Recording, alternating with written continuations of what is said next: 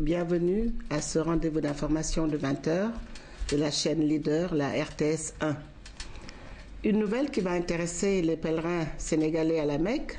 La famille Bourhan, réputée logeuse de tous les pèlerins sénégalais à la Mecque depuis des décennies, va investir au Sénégal dans le domaine de l'habitat social et des infrastructures.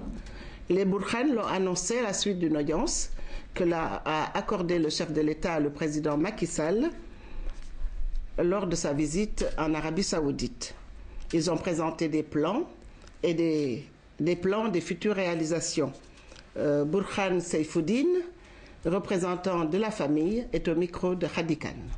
بسم الله الرحمن الرحيم الحمد لله رب العالمين والصلاة والسلام على رسول الله سيدنا محمد بن عبد الله وآله وصحبه وسلم. دائما هناك تعاون فيما بيننا وبين بعثة الحج السنغالية لتوفير الخدمات اللازمة للحجاج السنغال فريضة الحج وهذا شرف ونعمة نعتز بها الله نعم الله. Nous avons entamé les travaux il y a 2 mois et ces travaux-là vont être perpétués avec le commissaire qui va venir et ça va être dans la continuité. بهم وكان هناك تنسيق قبل شهرين وإن شاء الله هذا التنسيق متواصل يعني قبل موسم الحج حتى تأخذ كافة الاستعدادات لأداء فريضة الحج بيسر وسهولة وسلامة إن شاء الله.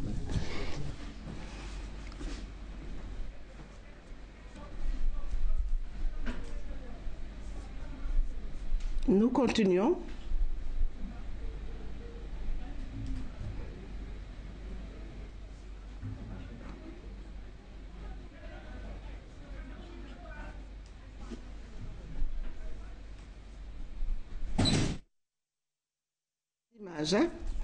Nous continuons donc sur la visite du chef de l'État en Arabie Saoudite. Le président Macky Sall a reçu la communauté sénégalaise vivant à Riyad et à Jeddah. Ils se sont félicités de l'érection de la diaspora en tant que 15e région symbolique du Sénégal. Les Sénégalais d'Arabie Saoudite ont exposé au chef de l'État leurs conditions de vie. Ils sont quelques 3000 établis de façon permanente dans le pays et dans Jeddah, ils sont environ 1500. Les Sénégalais de Riyad et Jeddah qui ont été reçus en audience par le chef de l'État se sont réjouis de la gestion transparente des affaires entreprises par le président. Ils ont salué l'engagement du nouveau président de la République à gérer avec rigueur les deniers publics. Nos compatriotes ont parlé de leurs préoccupations au président Macky Sall, à savoir le projet de construction de l'école sénégalaise à Jeddah, la consolidation de leur mutuelle de santé, le projet d'habitat au Sénégal et une meilleure organisation du pèlerinage. Nous avons parlé effectivement des préoccupations de la communauté, allant effectivement de la gestion des Sénégalais de l'extérieur ici en Arabie Saoudite et effectivement de quelques problèmes liés au retour, donc un peu à la réinsertion dans le tissu économique sénégalais et à la prise en charge de certains problèmes liés à la prise des problèmes de santé. Nous sommes véritablement satisfaits de la réponse du chef de l'État. Ce qu'il faut dire, ça a été une rupture nette par rapport à ce qui s'est passé, de par l'organisation de l'audience et effectivement de l'écoute que le président de la République donc, nous a effectivement accordé et des réponses effectivement satisfaisantes que nous avons eues de lui. Et nous osons espérer effectivement que la situation des Sénégalais ici en Arabie Saoudite, en tout cas nous espérons effectivement pour avoir une évolution dans le futur. Les militants de l'APR, parti du président de la République, ont été également reçus en audience. On a discuté sur certains points concernant le parti, comme que, vu les situations données, on est une nouvelle partie. Alhamdulillah, avec l'aide de Dieu, on est arrivé à élire le président Macky Sall. Quels sont les points dont vous avez parlé? Non, on a parlé, il nous a parlé de situation en Arabie Saoudite, concernant le pèlerinage, concernant comment ça se déroule, les difficultés, nos femmes qui font un peu de commerce pendant le Hajj. En réponse à toutes ces doléances, le chef de l'État dira que des solutions seront trouvées. Pour ce qui est du pèlerinage à la Mecque, il sera dépolitisé et que son coût sera revu à la baisse. Merci à nos envoyés spéciaux, Youssou Sagna, Khady Touré et Khady Kane, que vous retrouverez d'ailleurs à la fin de ce journal, lors d'une page spéciale consacrée à cette visite de travail et d'amitié du chef de l'État, le président Macky Sall, au lieu saint de l'islam. Nous continuons ce journal avec cette information relevant du domaine énergétique. Le ministre de l'Énergie et des Mines était en visite ce matin dans les sites du dépôt de la société Senstock. Aly Ngouille Ndiaye s'est imprégné des conditions et des capacités de stockage des produits pétroliers à Senstock. Un reportage de Seydina Alioune Fall. Le ministre de l'Énergie et des Mines a démarré sa visite dans ce site de stockage situé à Mbao. Après le briefing d'usage, un tour des installations a permis au ministre de s'imprégner des conditions de travail à Senstock. Nous sommes venus voir les installations, apprécier également les différents flux parce que comme vous le savez, c'est important qu'on puisse disposer de suffisamment de stockage. D'abord pour des raisons de traçabilité, ensuite pour des raisons de sécurité. Après Mbao, la délégation s'est rendue au kilomètre 4,5 du boulevard du Centenaire. C'est le deuxième site de stockage de Senstock. On a des capacités de stockage de 284 000 m3. Senstock est en train de prendre des dispositions pour alléger ces difficultés que rencontrent en tout cas les différents pétroliers. C'est la raison pour laquelle ils sont en train de faire des investissements. Dans le cadre de ces investissements, Senstock prévoit de réaliser un sea line d'ici 2013 pour mieux acheminer les produits pétroliers à partir de la mer. Nous prévoyons de construire ce sea line-là qui permet de pouvoir faire venir des bateaux de capacité plus importante, de les décharger dans des conditions de sécurité et dans des délais réduits, donc qui vont permettre probablement de pouvoir apporter un plus sur les coûts d'approche, éventuellement de réduire les coûts d'approvisionnement. Pour alimenter en toute sécurité la Sénélec en combustible, Senstock prévoit également la réalisation d'autres pipelines. Elle envisage aussi de réduire le délai de séjour des camions en augmentant les capacités de chargement. Initier les émigrés à l'autogestion des entreprises, c'est le pari du ministère des Sénégalais de l'extérieur. Un séminaire de formation sur gestion et suivi des projets s'est ouvert à Dakar. Ce séminaire entre dans le cadre du FAISE, le Fonds d'appui à l'insertion des Sénégalais de l'extérieur. Un reportage de Carlton Gay. Ils ont répondu présent à l'appel. Les émigrés, acteurs incontestables au développement. Ces derniers ont bénéficié d'une formation en gestion et suivi de projets. Formation qui leur permettra d'être de véritables entrepreneurs. L'objectif de cette session de formation est de doter les promoteurs de projets en outils de gestion et suivi de projets et à les initier aux rudiments de gestion afin de les aider à mieux rentabiliser et à mieux pérenniser leurs projets. Ce fonds d'appui a été octroyé à 38 projets dans plusieurs domaines. Les Sénégalais de l'extérieur pourront ainsi démarrer leurs activités. Ces expatriés, ces immigrés du moins, du fait de la crise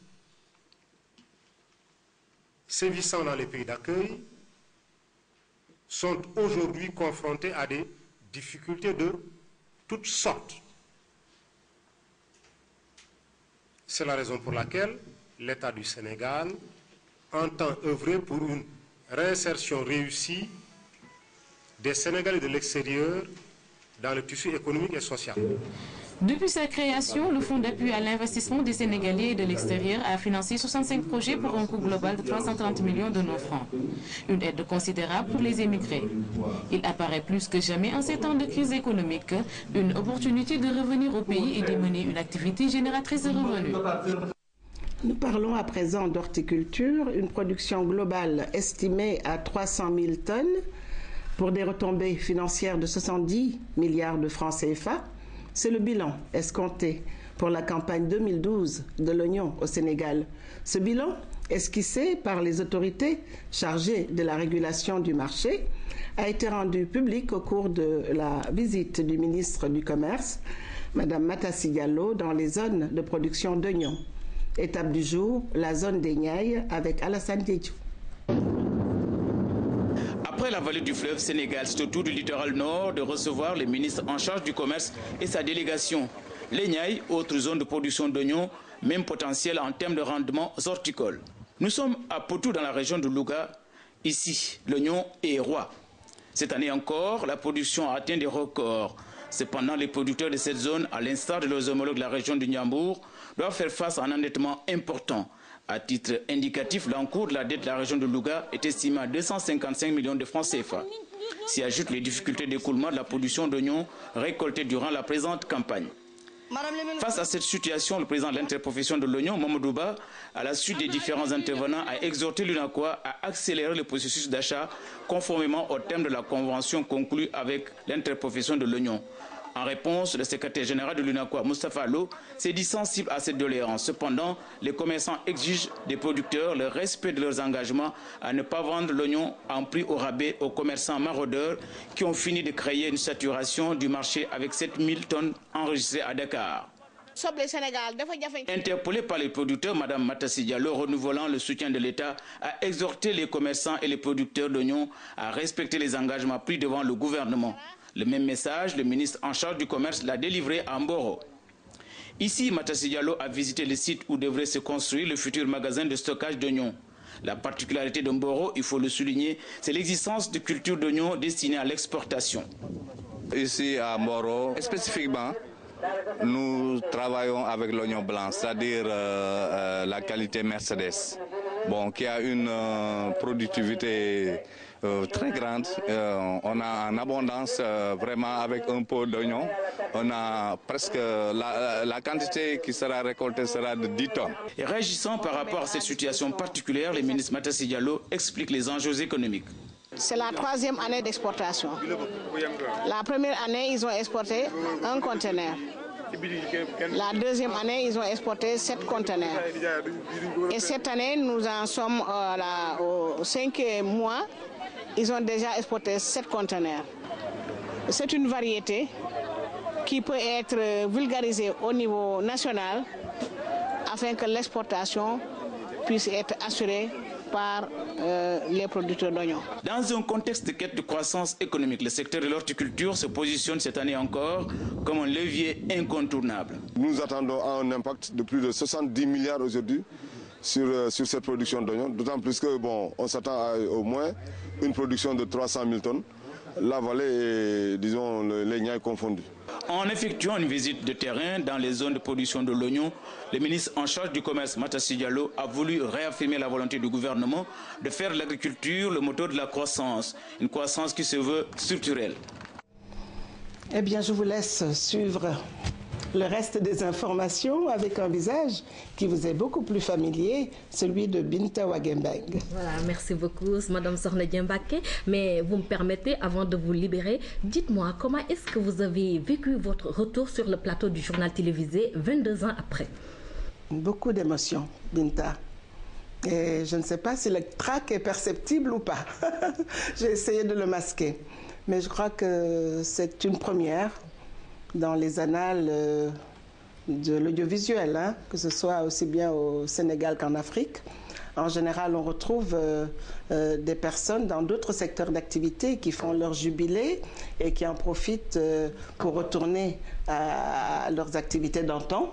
Mais je crois que c'est la première fois que sur l'initiative des jeunes, l'amicale des jeunes de la radio-télévision du Sénégal, que cet hommage est rendu aux anciens et que nous avons profité de ces 72 heures pour revenir vivre un moment palpitant au sein de ce plateau où vous nous avez remplacés depuis une vingtaine d'années. En tout cas, vous êtes toujours égal à vous-même et je tenais à vous le dire. C'est un plaisir, un grand plaisir de partager ce plateau avec vous.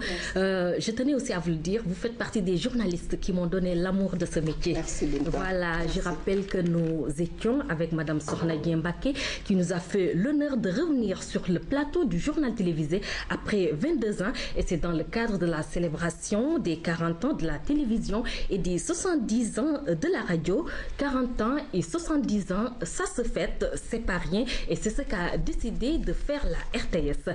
Les activités marquant donc les 40 ans de la télévision et les 70 ans de la radio ont bien démarré, un moment de convivialité entre anciens et jeunes agents de la RTS pour marquer les 3 jours de festivités, un programme riche qui va se poursuivre jusqu'au samedi 2 juin.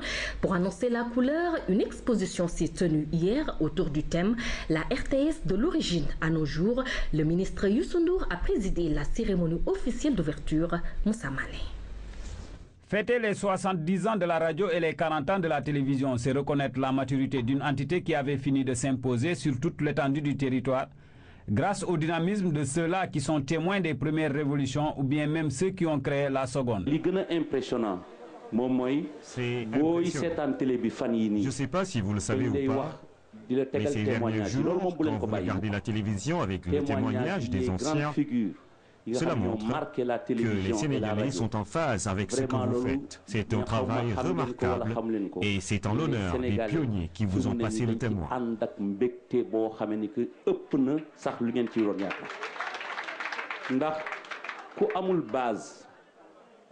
ku amul base doo am dara te yaakaar naa ni ñi nga xam ne ñoo jaar ci kër gi ak liggéey bi nga xam ne moom ngeen def loolu moom mooy départ bi comme ni ma doon wax action. Dans cette assistance, l'on pourrait revoir des visages disparus du petit écran, des anciens directeurs, des chefs de service, bref des agents qui ont passé des décennies à se battre pour cette maison qui est la leur.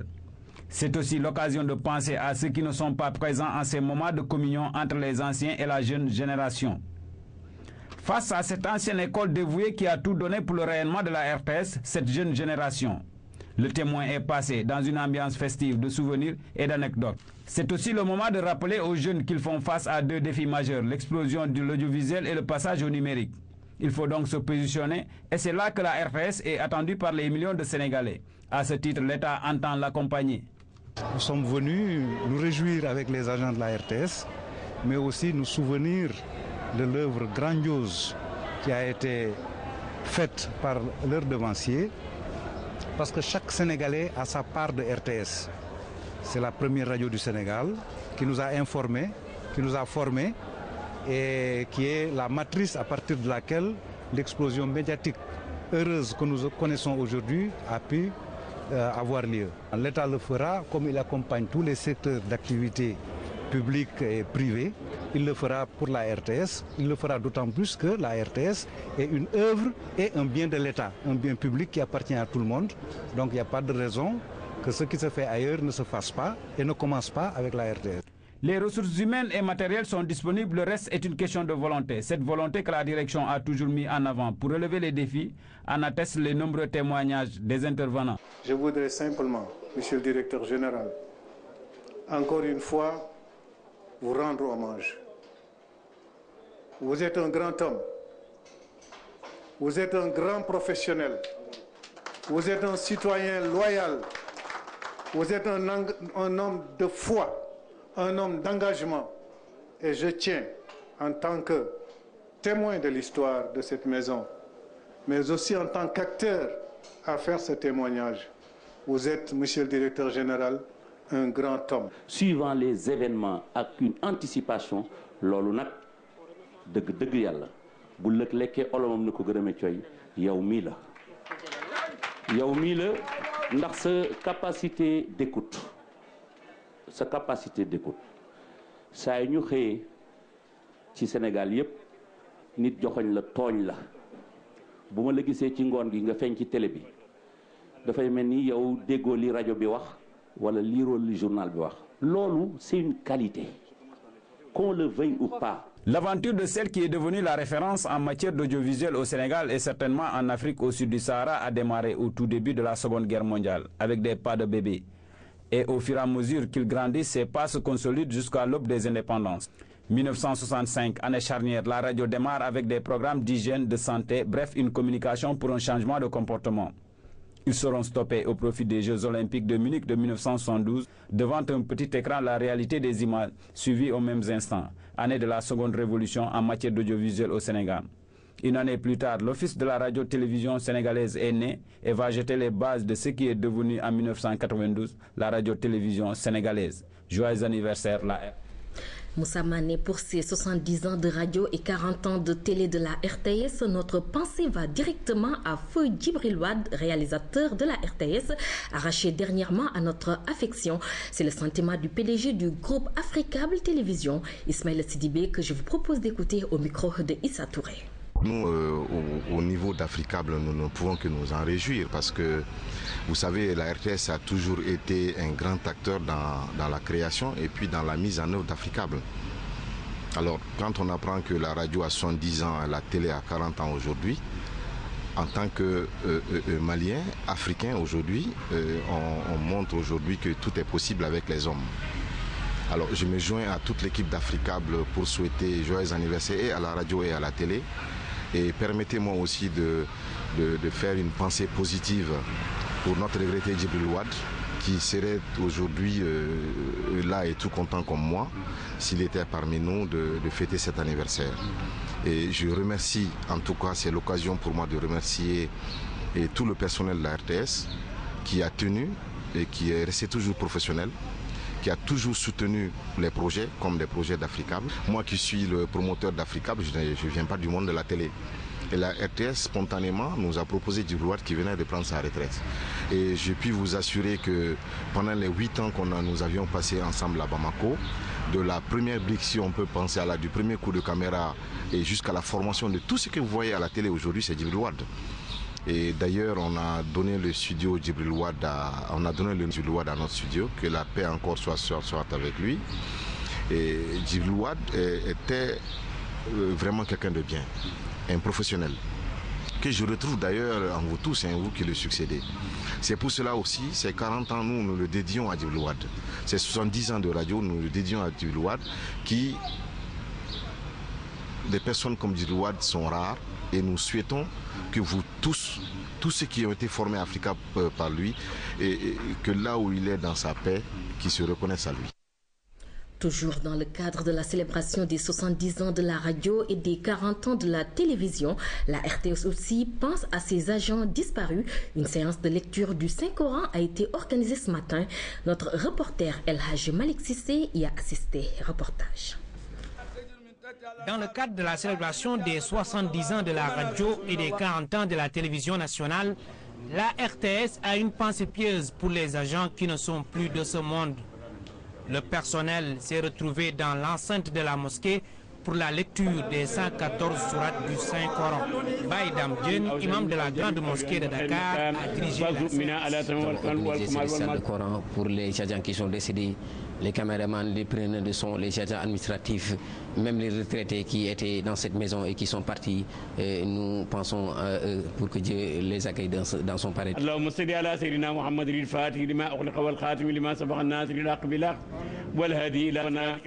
Cette séance de lecture du Saint-Coran a été aussi l'occasion de formuler des prières pour l'entreprise. Les prières ont été également dites pour la concorde et la stabilité au Sénégal et dans le monde.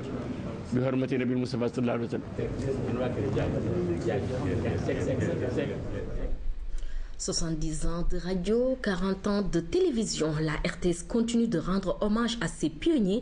Le portrait du jour s'intéresse à Alioune Badara Diagne Golbert, une voix qui a marqué Radio Saint-Louis, la première station régionale. Son portrait, c'est avec Aram Dao. Sur les 70 ans de radio que fête la RTS, Alioune Badara Diagne peut en relater plus de la moitié. Il est le symbole vivant de 37 ans de carrière dans cette station régionale de Saint-Louis. Il y est entré apprenti technicien pour parler comme lui. En 1963, que j'ai écouté un jour, un soir du mois de Ramadan, Lamine Diakhaté, à l'époque ministre de l'Information, qui faisait un édito pour un garçon qui était atteint d'une maladie dont l'intervention ne devait se faire qu'en Europe. J'ai été marqué par cet éditorial. Et le lendemain matin, au lieu d'aller au lycée fédéral, je suis venu me mettre là où il y a les pierres là. Je me suis mis là. Mais finalement, mon père a eu la pédagogie de venir négocier avec Doudjane Kos, qui était le premier ingénieur de la Sorafom, affecté ici pour faire la technique régionale. Dans sa volonté d'apprendre, le technicien touchera à tout. Alioune Badara Diagne, animateur, speaker, programmeur et finalement reporter. Une fonction pour laquelle il a été intégré en 1972 avec l'application de la convention collective. il fallait faire les tests à l'université. Il y avait ceux qui étaient sortis de CESTI, de l'école de Bordeaux, de l'INA, toutes choses confondues, tout le monde était là. Grâce à Dieu, nous avons été admis et intégrés immédiatement dans la convention des journalistes et techniciens assimilés. Aujourd'hui, plus qu'hier et moins que demain, partout où l'occasion se présente, je dis Golbert est un pur produit de la RTS.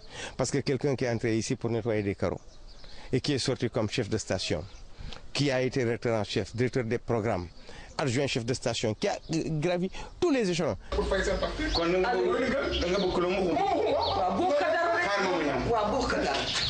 Si pour les jeunes, l'image d'Alioune Badara Diagne alias Golbert renvoie aux comédiens du petit écran, pour les anciens, il en est tout autre. Qui parmi eux ne se souvient pas de cette voix du Nord, un reporter sportif qui a donné au sport du dimanche un cachet tout particulier. Quand tu es à la maison, tu écoutes le sport dimanche sur la RTS, tu n'as pas besoin de te déplacer. Tu étais dans le terrain, tu vivais le match. Il y avait la passion, une passion bien gérée. Il y avait de la technicité. C'était naturel, c'était bien. Radio Saint-Louis a marqué toute la vie d'Alioune Badara Diagne et le journaliste en parle avec beaucoup d'émotion. Un attachement qui risque de durer pour toujours. Le jour où le dernier souffle sera rendu, moi je voudrais demander aux uns et aux autres au moins que Saint-Louis se mobilise et que le cortège funèbre vienne jusque devant ce bâtiment pour s'y arrêter 2 minutes. S'ébranler vers le stade Babacar Seye avant de m'amener à la tombe que j'ai construite à Marmière. Et voilà ce qu'on pouvait dire ce soir sur la célébration des 40 ans de la télévision et des 70 ans de la radio. La fête de la RTS est donc en fête jusqu'à demain samedi 2 juin 2012. Sur un tout autre chapitre maintenant, et nous parlons de la deuxième session ordinaire de l'année pastorale 2011-2012. Les évêques du Sénégal se sont retrouvés à cet effet au foyer de charité du Cap des Biches. Pendant 4 jours, ils se sont penchés sur les différents défis qui interpellent l'Église. Une conférence de presse tenue ce matin a permis de rendre publiques les conclusions des travaux. François Sec. Plusieurs dossiers étaient à l'ordre du jour de cette deuxième conférence épiscopale. Face à la presse, les évêques ont évoqué la formation des futurs prêtres, l'adaptation des programmes des enseignements, le changement de statut des grands séminaires de Brin et Ziguinchor, mais aussi la protection des enfants et la situation du monde rural. Une séance de travail avec le secrétaire général de Caritas Sénégal, accompagné de directeurs diocésains, a permis de faire le point sur les démarches entreprises en vue de l'aide d'urgence aux populations les plus démunies. L'Église se soucie particulièrement de la protection des enfants. Aussi, les évêques ont-ils entamé un travail de réflexion pour mettre sur pied un cadre juridique pour la protection des enfants dans notre pays. Les défis qui interpellent notre pays sont nombreux. Les évêques appellent les Sénégalais à être consciencieux et respectueux du bien commun.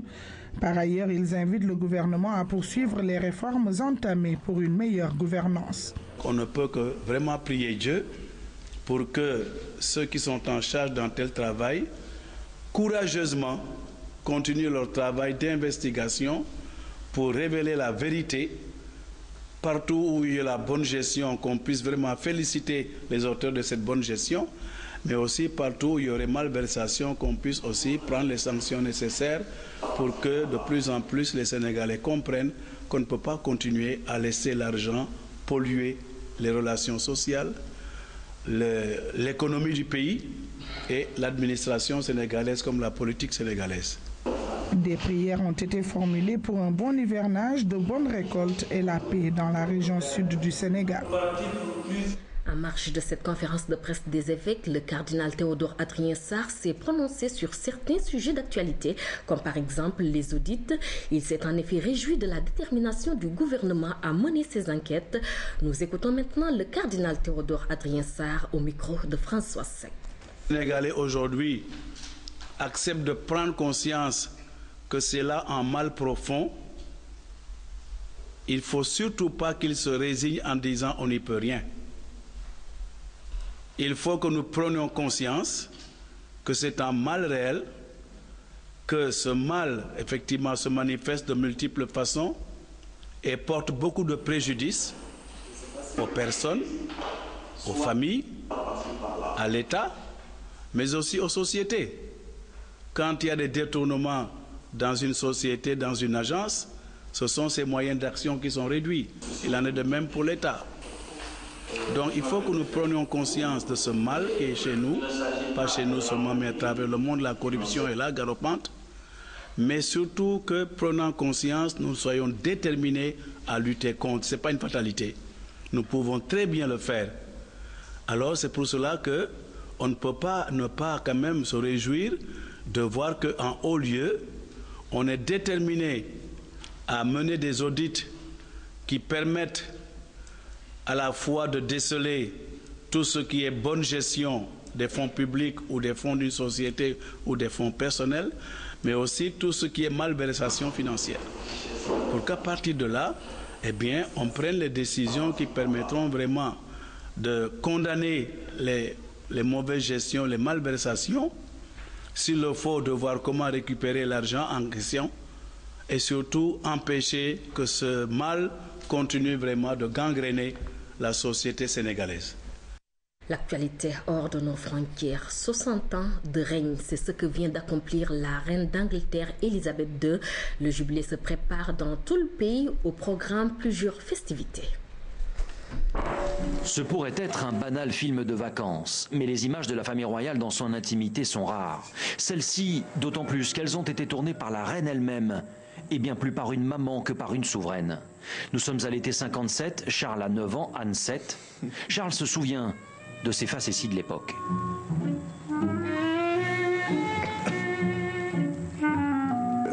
Ce sont des souvenirs incroyables qui témoignent de son dévouement, de son engagement et de son attachement pour ses enfants. Sur un autre film, on le découvre aux côtés de sa mère.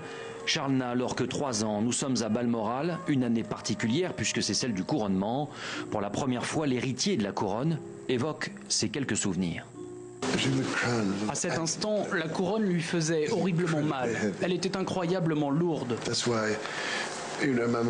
C'est pour ça qu'elle s'était entraînée avant pour la porter. Je me souviens qu'on la voyait passer avec sa couronne alors qu'on prenait notre bain. C'est un souvenir inoubliable. En réalité, il existe des centaines d'heures de films privés conservés précieusement par le palais de Buckingham et qui révèlent une intimité qui va bien au-delà des cérémonies officielles. Voici par exemple la cérémonie d'investiture du prince de Galles. Moi, Charles, prince de Galles, je m'engage à devenir votre homme lige. Je pense que ce jubilé est une occasion de célébrer tout ce que la reine représente pour nous. La complicité entre la mère et le fils est bien réelle. Charles attend du jubilé une fête à la mesure de l'estime qu'il porte à sa mère.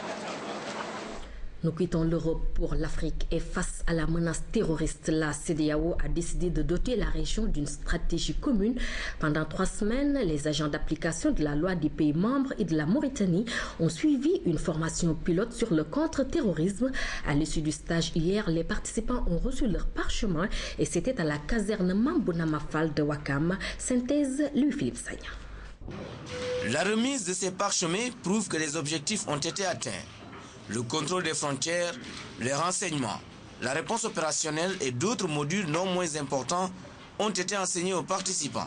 Nous mesurons l'importance de nos responsabilités pour avoir pris part à cette session de formation pilote et acceptons d'être le relais ou la courroie de transmission au sein de nos États respectifs pour répondre aux préoccupations de la CEDEAO, rentrant dans le cadre de la lutte efficace contre le terrorisme.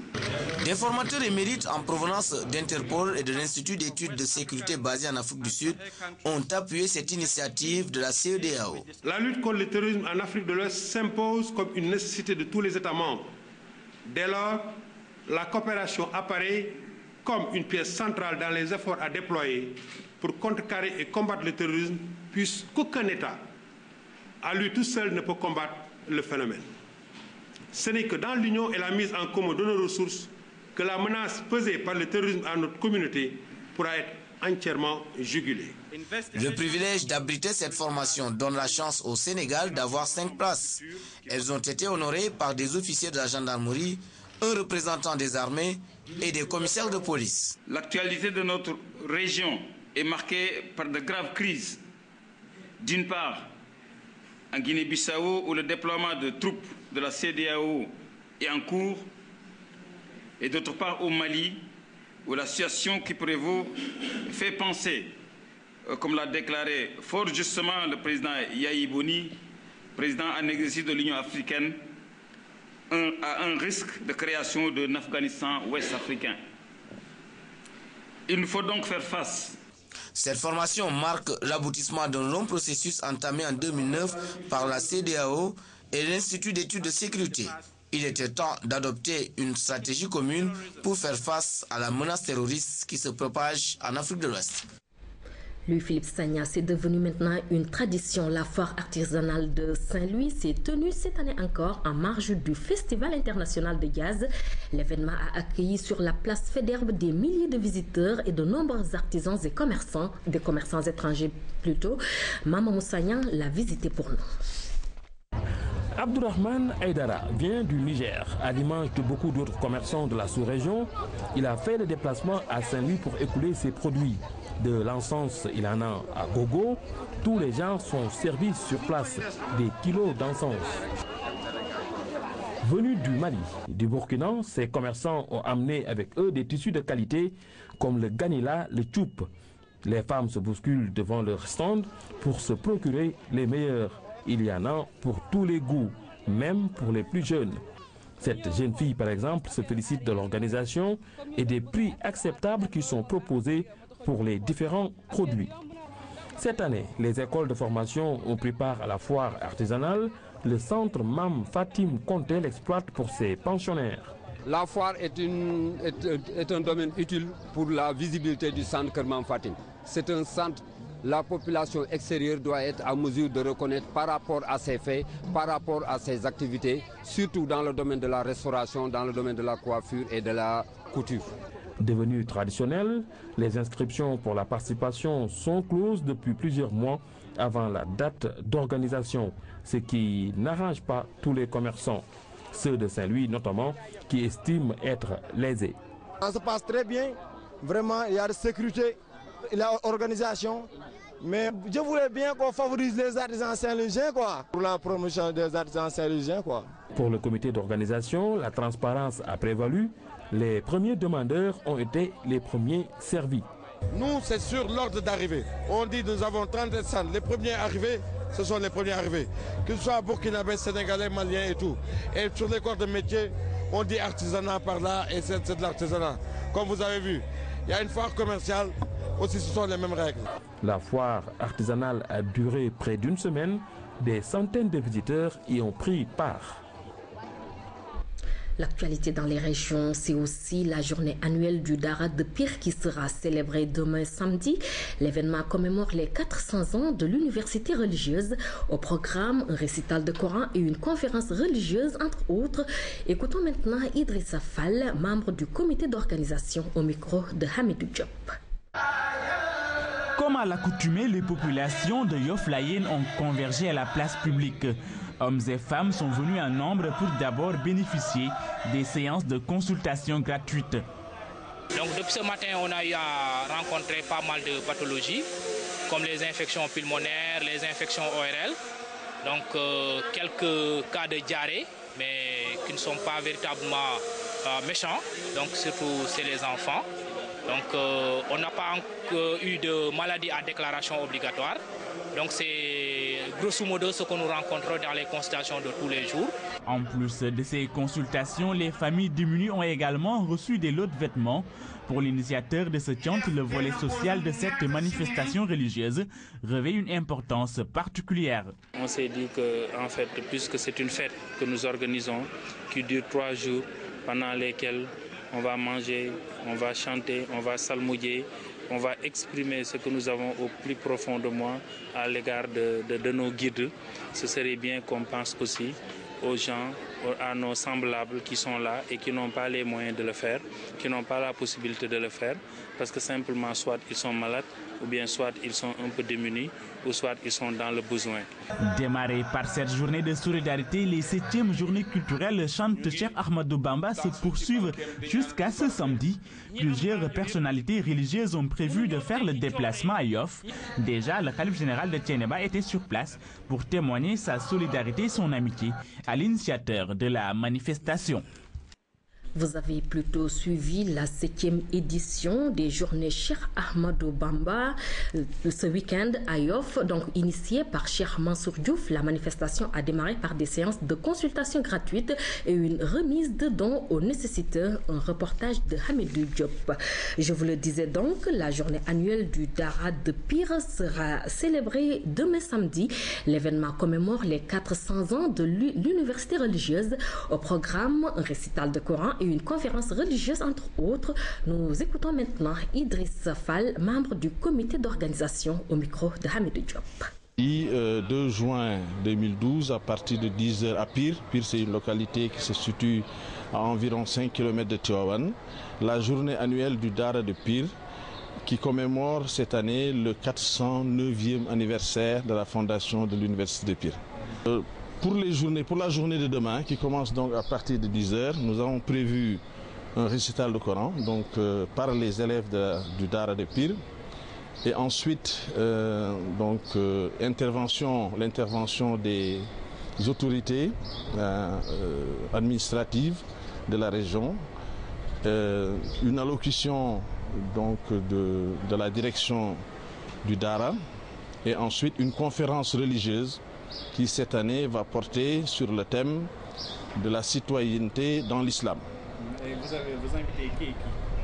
Alors nous invitons tous les Sénégalais en général et tous les musulmans en particulier pour leur permettre de mieux faire connaissance avec l'histoire de cette institution, comme je l'ai dit, donc, qui est la première après Tombouctou, donc la première institution d'enseignement supérieur dans les sciences arabo-islamiques. Des chercheurs évoluant dans plusieurs domaines de la santé en conclave à Dakar. L'objectif de ces journées scientifiques, donner des résultats de la recherche sur le sida, les hépatites virales, mais également faire le point sur la recherche scientifique biomédicale et la socio-anthropologie. C'est un compte-rendu signé Mohamedou Moustapha Silla.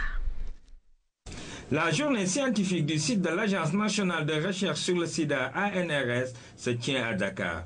Cette rencontre de réflexion et de partage sur la problématique du sida permet aux spécialistes de donner les résultats de la recherche. L'un des éléments importants de ce site ANRS, c'est que vous avez la possibilité de renforcer les capacités des chercheurs, mais pas simplement sénégalais, mais également des chercheurs du Nord. Et dans différents domaines, comme les domaines de la recherche clinique, biologique, socio-anthropologique ou épidémiologique. Et cela s'est illustré par de nombreuses thèses, mais également des doctorats, des diplômes de 3e cycle, etc. L'ANRS coordonne et finance en France et dans les pays du Sud les recherches sur le sida. C'est pour moi l'occasion de souligner le dynamisme du site de recherche ANRS qui est implanté au niveau du centre de recherche clinique et de formation de Fannes.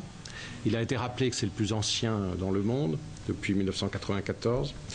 Je voudrais surtout souligner que c'est un partenariat qui marche très très bien entre des équipes françaises et des équipes sénégalaises. Donc c'est un bel exemple de coopération franco-sénégalaise ou de partenariat nord-sud aussi. La présence aujourd'hui est dans cette salle d'une forte délégation de chercheurs et de médecins français et du directeur de l'ANRS le souligne à nouveau.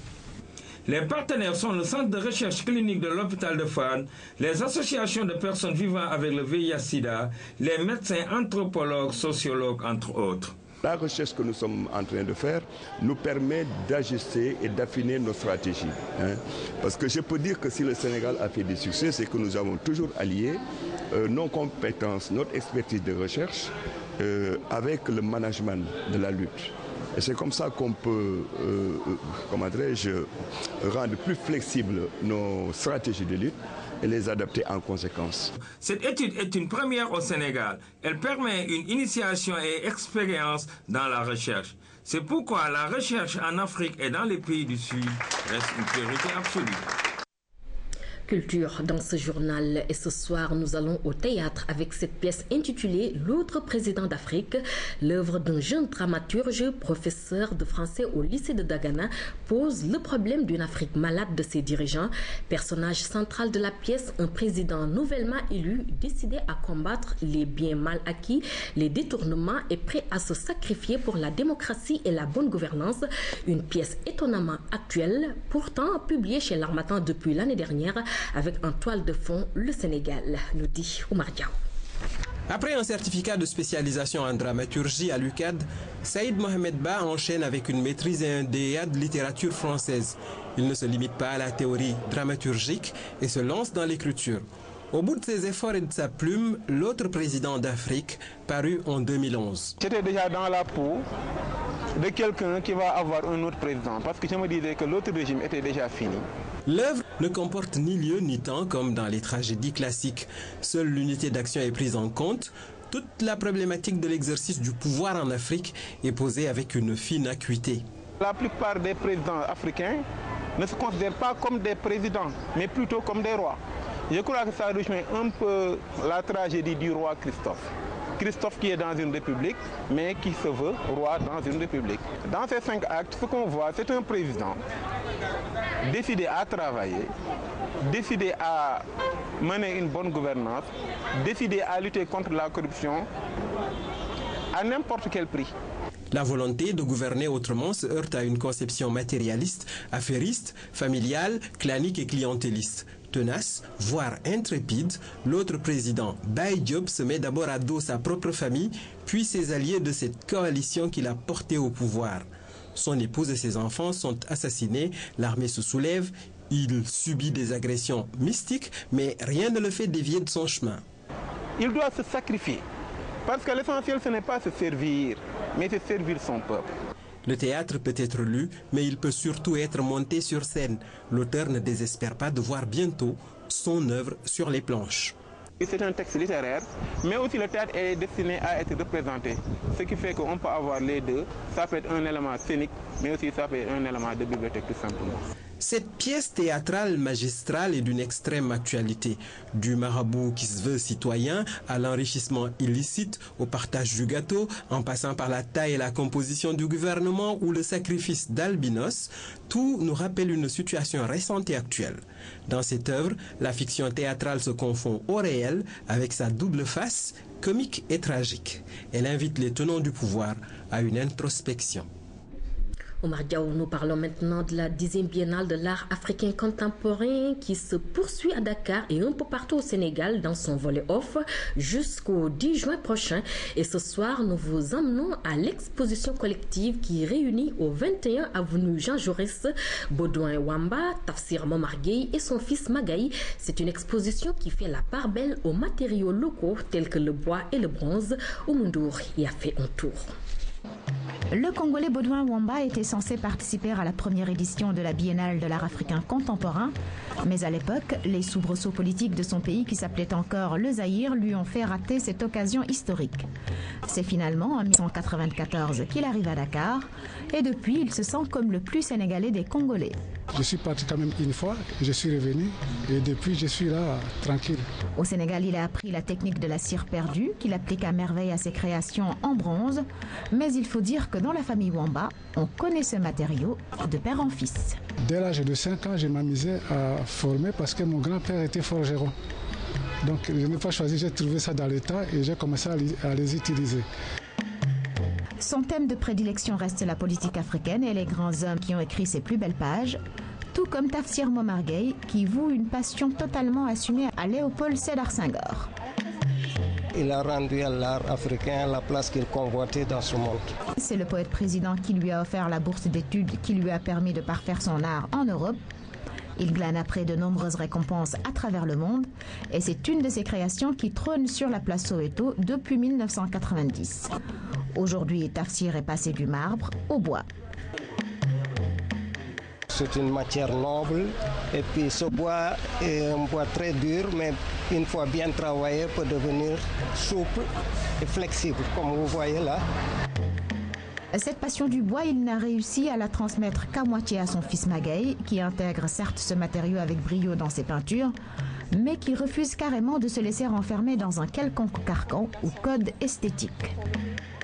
Pour créer une symbiose propre à la tradition africaine, j'ai voulu allier la sculpture et la peinture, parce que certains gens ont l'habitude de dire la sculpture et la peinture, de faire la différence, puisque tout ça part de l'art. Donc c'est l'art qui englobe tout.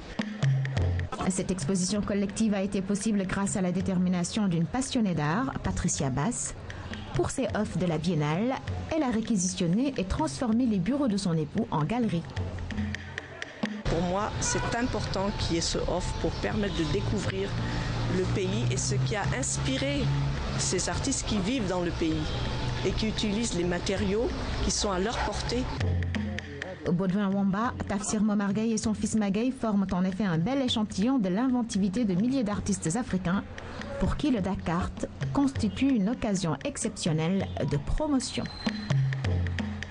Et place maintenant à Week-end Sport avec moi sur ce plateau, Koumba Diakhatemar. Bonsoir Koumba. Binta, bonsoir. Ravi de te retrouver.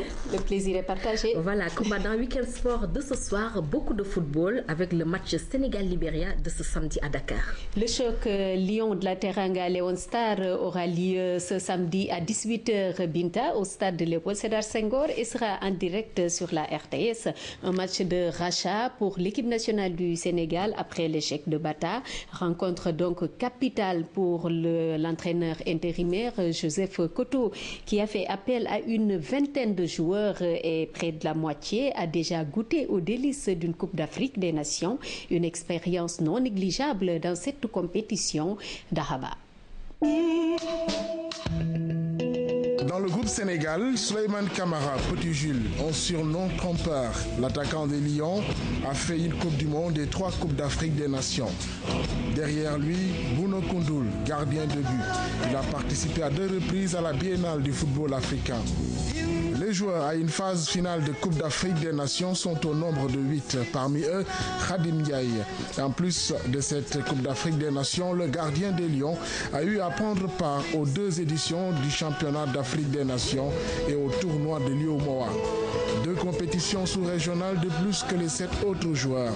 Un groupe dominé par 3 défenseurs, 2 milieux de terrain et 2 attaquants.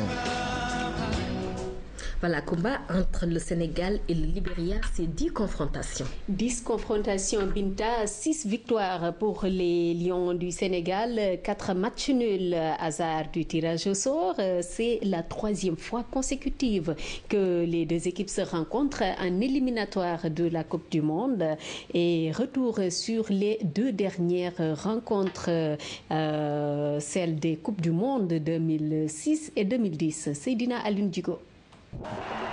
6e journée des éliminatoires conjointes CAN Coupe du Monde 2006 le 26 mars, jour mémorable pour le football sénégalais. En 2011, c'était les Lions indomptables. En 2005, les Lone Stars sont loin de briller dans un stade Léopold Sédar Senghor archi-comble. Le Libéria touche le fond. 6-1.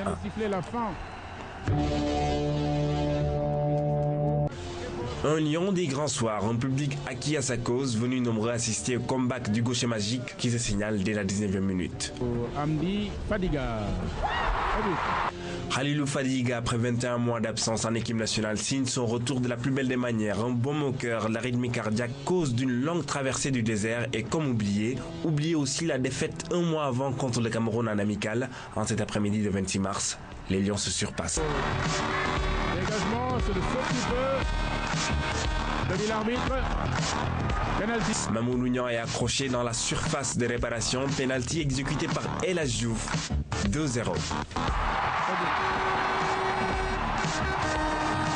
Diouf buteur puis passeur sur le 3e but. Diagne Faye coupe la trajectoire de la balle. Scénario parfait, le but. C'est le double ballon d'or africain qui est à l'origine du 4-0. Merveille de passe. Le reste est tout aussi exceptionnel. Et, allez, Henri, ouais, parfait. Défense libérienne rouée de crochets par un attaquant étincelant, Henri Camara, ou comment rendre évident une pointe de vitesse hors du commun.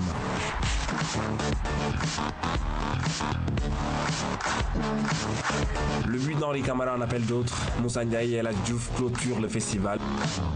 La fête ne sera pas gâchée, même pas par la réduction du score par Tondon à la 86e minute. Le Sénégal maîtrise son sujet au retour comme à l'aller. 6 mois plus tôt, le 10 octobre 2004, les Lions étrillent le Libéria chez lui. Score sans appel, 3-0.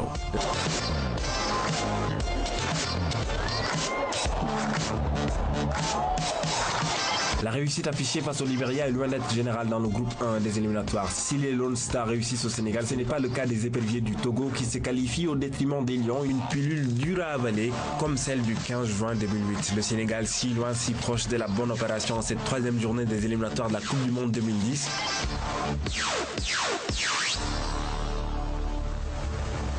But de Diouf et de Cheikh Gueye avant l'heure des jeux, on s'achemine vers une victoire sénégalaise et pourtant. Do à la 78e minute et Makor à la 88e sonne la révolte. Derrière, un 3e but du Sénégal refusé. Haro sur l'arbitrage, mais les hommes de la Ndiaye se sont fait peur tout seuls dans une partie qui était largement à leur portée. Le match retour à Dakar une semaine plus tard sera sans concession. 3-1, le Sénégal toujours maître chez lui face au Libéria. Et voilà 45 ans que cela dure. 45 ans que le Libéria n'a jamais réussi à battre le Sénégal. Et Binta a rappelé que les Lions ont livré leur toute dernière séance d'entraînement cet après-midi au stade de Léopold Sédar Senghor, une séance qui a démarré vers 19h et le Libéria aussi a livré sa dernière séance sur la pelouse du stade Léopold Sédar Senghor et donc nous y reviendrons dans nos prochaines éditions avec Ibrahima Mboupa. Tout à fait, Kumba. Et puis la première journée des éliminatoires de la Coupe du Monde se dispute sur l'ensemble du territoire africain ce week-end. Et déjà ce vendredi, Binta, dans le groupe B, le Ghana a dominé le Lesotho, score 7-0, un match arbitré par le Sénégalais Badara Diatta. Et dans le groupe G, l'Égypte a dominé à domicile, s'impose 2-0 face au Mozambique. Et pour le compte du groupe du Sénégal, là c'est le programme que nous allons voir tout de suite. Le groupe du Sénégal, Angola-Ouganda se jouera dimanche à 16h, 15h heure de Dakar. Et puis, vous voyez, il y a des chocs, Tunisie, Guinée équatoriale. Et puis, il y a le derby de l'Afrique centrale entre le Cameroun et la République démocratique du Congo. Sans oublier le match Nigeria-Namibie, Algérie-Rwanda et le Maroc qui va jouer en Gambie. Voilà, football toujours Kumba, mais si vous le voulez bien, il y a aussi dimanche d'autres matchs qui sont au programme de cette première journée, Binta, des éliminatoires de la Coupe du Monde 2014 avec l'Afrique du Sud dans le groupe A qui reçoit l'Éthiopie et le Niger jouera contre le Gabon. Ça, c'est un derby et la Guinée ira au Zimbabwe. Alors, il y a un autre derby entre le Bénin et le Mali. La Libye ira au Togo. Voilà, football toujours Kumba, mais cette fois-ci hors des terrains avec le stage de formation des entraîneurs sénégalais. Il est prévu du 6 au 9 juin. Et c'est l'ambassade du Brésil à Dakar qui offre ce stage de formation aux entraîneurs sénégalais via le centre brésilien de foot à Dakar. Et 150 entraîneurs sénégalais vont participer à cette formation du 6 au 9 juin. Et à ce propos, nous écoutons Francis Franco, membre du comité d'organisation de ce stage au micro de Pape Madidio. Dans une perspective d'appréciation du football sénégalais, c'est pour cela que le centre brésilien a pu développer un projet lequel nous allons amener un stage du Brésil avec les entraîneurs professionnels pour les entraîneurs amateurs des écoles de base du Sénégal. Alors comment ça va se passer cette formation? Et cette formation, ça se passera du 6 au 9 juin ici à Dakar. Nous aurons avoir 4 jours. Matin, nous allons avoir la théorie et après-midi, la pratique.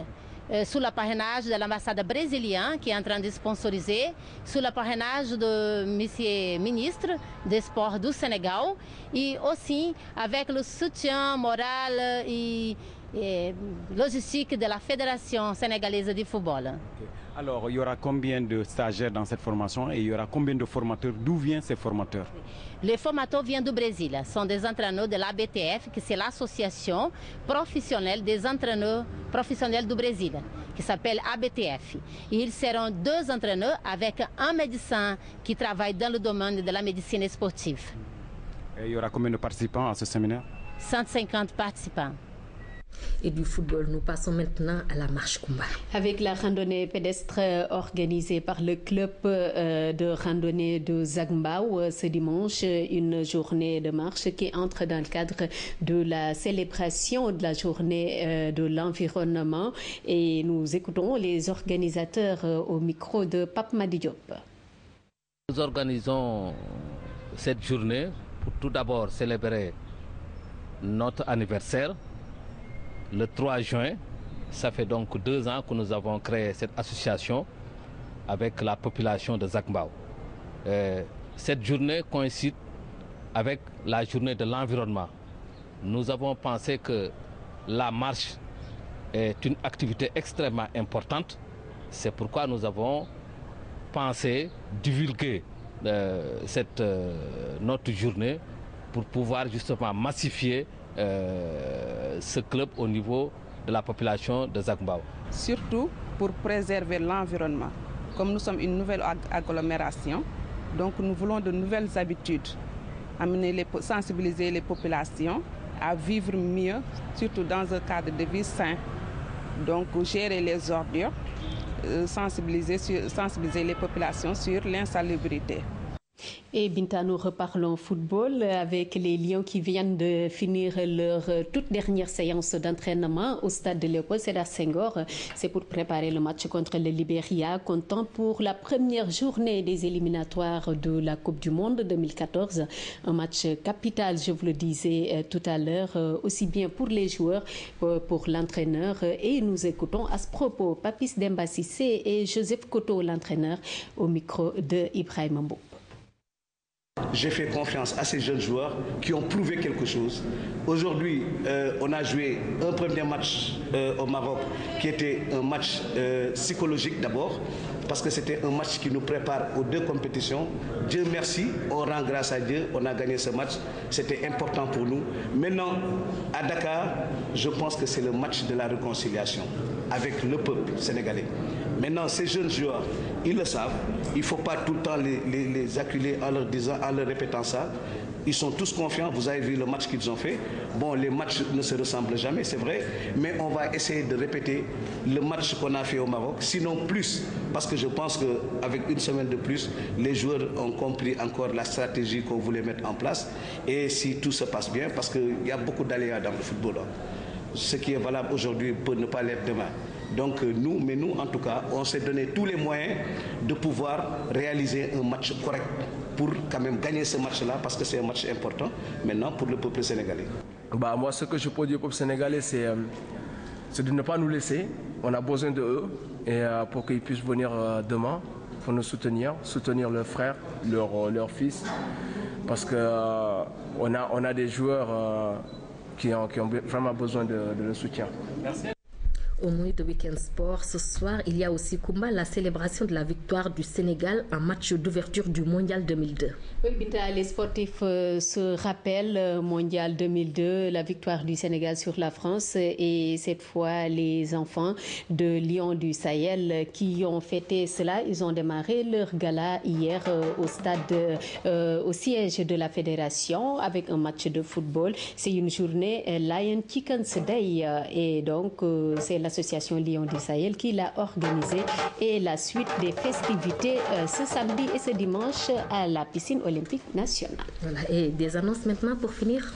Des annonces d'abord pétanque avec la Ligue de Dakar qui organise ce dimanche au boulodrome Saldia. C'est un concours en doublette choisi et il est qualificatif pour les prochains championnats du monde de pétanque prévus au mois d'octobre à Marseille. Et puis association sportive du lycée de Sébi-Kotan qui organise les finales interclasses du lycée. C'est donc à sera ce vendredi, samedi et dimanche. Et puis le lendemain, les tout-petits seront à l'honneur avec la 4e édition de l'hommage à Feu Alioune Badara Gueye Diblé, le premier capitaine de l'équipe nationale du Sénégal, et qui c'est ce tournoi qui démarre ce dimanche au terrain d'Intel face Comico. Et pour finir carrément, Binta, pas de course hippique ce dimanche, mais il y a les engagements des chevaux pour préparer la prochaine journée prévue le dimanche prochain. Voilà, merci Kumba, et à la semaine prochaine. Merci Binta. Voilà, nous remercions également toutes les personnes qui ont participé à la réalisation de ce journal, à savoir Madame Sornadien Mbaké à la présentation d'une partie de ce journal. Nous remercions également Yaye Awa Cissé, Seynabou Jacqueline Sall, Abdoulaye Ba, Bara Diokhane, Mamadou Bal et Pierre Salzman qui étaient de l'autre côté de la régie. Ce rappel avant de nous quitter, le chef de l'État Macky Sall, sur invitation de Sa Majesté le roi d'Arabie Saoudite, a effectué une visite de travail et d'amitié dans ce lieu saint. Le président de la République a fait le petit pèlerinage à Médine. Il a fait aussi la ziara au prophète Mohammed, paix et salut sur lui. À suivre la page spéciale consacrée à ce voyage, ce sera juste après ce journal avec notre envoyé spécial Radikan. Merci à vous d'avoir suivi ce journal. Merci également de votre fidélité. Bonsoir.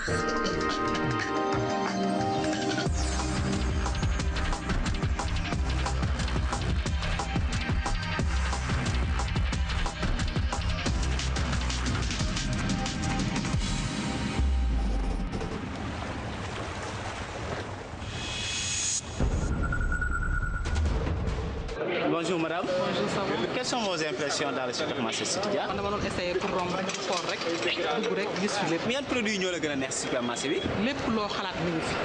Ci qualité yi nag? May la pure qualité. Njëg li? Njëg li yomb.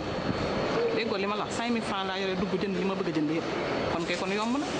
Te tamit li ma ci gën a neex dafa am ci quartier yëpp. Dimbali na njaboot gi.